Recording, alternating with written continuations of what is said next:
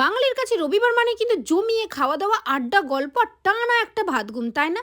সকালবেলা টোটোকে পড়াতে গিয়েছিলাম, সেখানে কাকিমা আমাকে কত কিছু আপ্যায়ন করে যত্ন করে বসিয়ে খাওয়ালো তোমরা দেখো।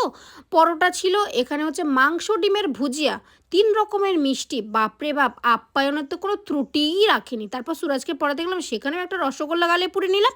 বাড়িতে এসে দেখি ওমা! মা তো এলাহি আয়োজন করে বসেছেন। এখানে কি ছিল? মিষ্টি ছিল, ভাত ছিল, লুচি ছিল, চানা ছিল।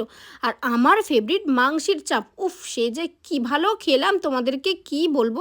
তারপর একটু জোয়ান খেয়ে নিলাম জানো তো, কারণ হজমটাও তো করতে হবে। তারপর একটু ক্রাঞ্চি চটপটা চিপস খেলাম আর সন্ধ্যাবেলা কাকিমার বাড়ি পড়াতে চলে গেলাম। সেখানে কত কিছু খাওয়ার দেখো, আর তার সাথে কিন্তু ফিরনিটাও ছিল। আর হ্যাঁ, এটা কিন্তু শেষ না।